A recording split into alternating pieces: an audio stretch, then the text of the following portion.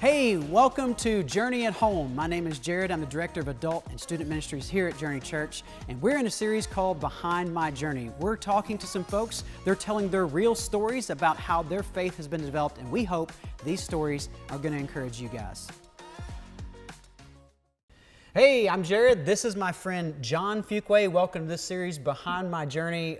John, this is going to be just me and you, man. It's going to be fun. It's going to be good. I know we could fill all the time in the world with words, but we're going to try and stay focused a little bit. But first of all, hey, these people don't know you, John. Just tell us a little bit about John Fuqua and who you are and what you're doing. John Fuqua is a retired gentleman. I was blessed to have a career with one job in my life. That's awesome. I was Allegro Marinade's first employee, retired about 18 months ago, and just from that point forward have been busier than I ever have been in my life. I offend some people in Murray, Kentucky because I'm a Tennessee Tech graduate, but that's okay. I'm a Murray State racer thoroughbred, depending on the sport. That's right. Well, awesome. Hey, tell us a little bit about your family. You want to brag on some family you've got, right? I do. I had the pleasure and the blessing to marry Coach Johnny Reagan's oldest daughter, Jan, who is, as the old cliche goes, behind every successful man's a great woman. That applies to me 100%. Awesome. Whether it was in my career or my journey now, she's my rock. Awesome. And you've got kids and grandkids galore? Well, I wouldn't say galore. I've got two children, Amy and Alan. Amy's in Louisville. Alan's about 7 blocks away from us here in Murray, Kentucky. Good volunteer at the Journey Church, and they've blessed us with our only grandchild, 9-year-old Elena. And Elena has Papa John exactly where she wants That's him. right. That's good.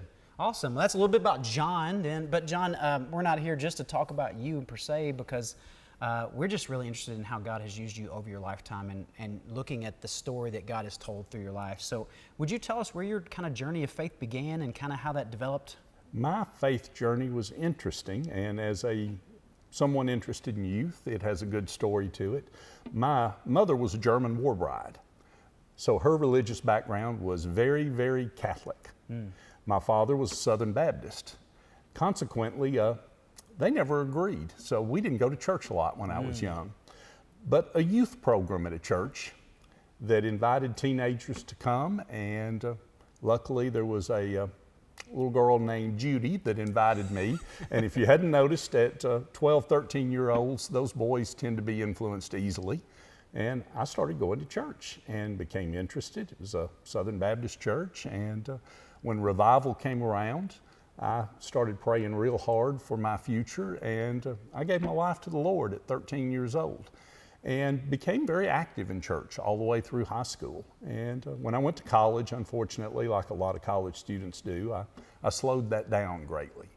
And always have been a believer. I've no doubt in my mind that God protected me, has been a great influence in my life more times than I'd like to admit. But it wasn't until I met Jan and moved to Murray, Kentucky that she and I had a revelation one morning. We always struggled on Sunday morning whether we were going to church or not. Yeah. You know, you'd get up, okay, we're going to church today, we're going to the lake, what are we going to do? And we sat down and had one of those heart-to-heart talks, because Amy and Alan were young then, and said, you know, this needs to be more important to us. It is in our heart, we just weren't practicing it. And we made the decision that every Sunday morning we were going to church, that it was going to be the exception to the rule if we didn't. Yeah. And that was the beginning of my religious journey. Now, I became very, very active in church on Sunday. I was there every Sunday. I was a deacon of the church. I became an elder of the church. I drove the church van. I did communion. Basically, I helped turn the lights on, turn the lights off on Sunday. And then the other 6.5 days in the week, I would just kind of live my life however I wanted to. And, you know, that was very rewarding until I realized that there was more to religion. Yeah. Well, hey, that's really interesting, because that's where I want to kind of go. Like, at what point in your faith journey did it start to leak into that other part of your day and life and become more full, like you're talking about? You know, about 12 years ago, I was invited by a mutual friend, a youth minister, he just told me, you really need to go to the Journey Church. That's got you written all over it. So I visited the Journey once and liked it, and Jan and I started coming to the Journey on and off. And I was sitting in the congregation when Matt Johnson preached a sermon on volunteering. Yeah. And he basically, I'll put it in my condensed words, he said, we don't need you here sitting in a seat, we need you here helping us with this movement. And it almost offended me. It almost offended me so much that I went to the organized meeting for volunteers and signed up and started volunteering with the Journey Church. And that led me into meeting some key people in my life, a couple of good Journey people, one that most people know, Ron Malone. And Ron, I don't even really know how many years ago it was, probably 10, that Ron invited me to go on my first mission trip. And it was, tornado had hit Tupelo, Mississippi, and really wiped the town out. And a group called 8 Days of Hope was going in, and they were planning on helping about 100 families. And the thing boomed. There were about 3,000 volunteers came in. About 300 families were blessed. And I was able to be part of a team and see what you can do on the other days of the week, not on Sunday. I grew up in a military family, and we were blessed to be able to go out and help a 91-year-old World War II veteran who had 13 trees down in his yard. Wow. And we went in and really connected with him, and we cleaned his yard up. And the side of that you probably don't know is the youth group from the Journey Church went with us. Yeah. And we cut the trees, and this gentleman and his wife's health was not good.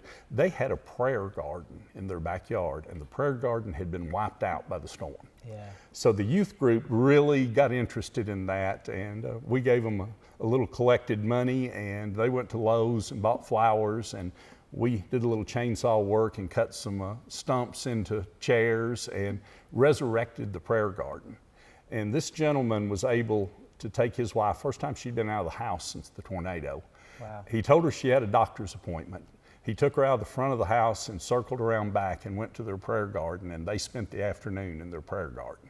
That's amazing. And you know, you step back and you look at something like that and you say, you know, God had a hand in this. They needed that. I needed that. And I think I'm on trip number 47 now that I've made with multiple different groups, including us starting our own group here in Murray called Hope in Murray. Yeah. And it's just, you know, it's all about helping your neighbor. I can, you know, quote the different scriptures to you. You know, one of the groups has on the back of their shirt, "Send me." Yeah. And you know, that's just an awesome thing to live by. As far as a church goes or a mission group, you know, if there's a need out there, don't even ask what the need is. Just say, "Send me." Yeah. If we need a volunteer in church, don't even ask where you're going to volunteer. Just say, "Use me." And you know, if you truly do that, God will put you in the right spot. Well, how would you define the difference? Because you were going to church on Sundays and you were doing things to help people. Absolutely. Describe the difference between what you discovered on that mission trip and what you had been living before. Because it started to leak into other days of the week, but it became really an instigation to other things growing in your life, right? I'm pretty sure that when you said you were going to church, I think I was doing that for me. Yeah. And when I went on that first mission trip, I understood that verse, "Love your neighbor." And when you go out and you help someone that has absolutely no chance of doing anything for you, when they're hopeless and you're trying to give them hope, and you go out and make a difference in your life, God will make a difference in your life. Wow. That's huge. Well, John, let's wrap up this conversation with the last question. Okay. What are some things right now, like you've been serving and you've gone on 47 mission trips, and Jan has taken care of things at home so you could travel. She's gone with me. And she's gone with you on some, and there's been a lot of growth and changes in the way you do life, but right now, what would you say you're really having to place in God's hand and trust Him for? What are some things that are challenging your faith now? Well, you know, I've got some challenges in my family right now. My brother-in-law was in a serious car wreck, and he was the caretaker for my sister. And if you want something that will test your faith a little bit, face those things. Yeah. And you know, I wish I could say they're both Christian people, but they're not active in church. They don't have a church family. Yeah. And my wife and I have sat many times and just said, what if that would have happened to us? At the support we would have gotten from our church family. Yeah. And, you know, just to have somebody to check on you, make sure you got food, or do you need a ride to the hospital? You know, I don't have to face those challenges because I've got a church family. And then to also know that, you know, I've just lost a near and dear friend, lost his battle to cancer. And as was told to me one time on a mission trip when we were discussing some in-depth theological things, and I said, you know, I can't help but be a little scared of dying. And, you know, I think we all are when it comes down to it, but the man looked at me and said, why, it'd be the greatest day of your life. And there's a lot of truth to that. And I saw a piece yesterday of someone that was suffering, fighting cancer. Yeah. And his family's gonna miss him horrible. But there's a whole lot of peace right now because he was a Christian and people know he had a relationship with his Heavenly Father. And, you know, that's where I am with it. I'll miss my friend, but, you know, I'm happy for him. Yeah.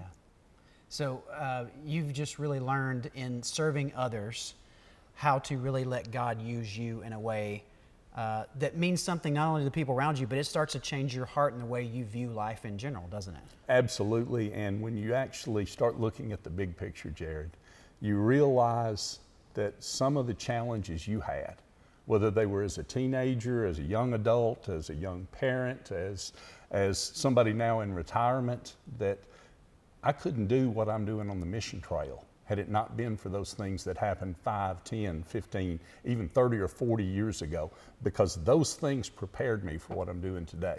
Wow. And, you know, that's amazing. And you realize there is a plan. That's awesome. John, thank you for sharing this story with us. Hey guys, thank you for joining us in. I hope you learned a lot from John.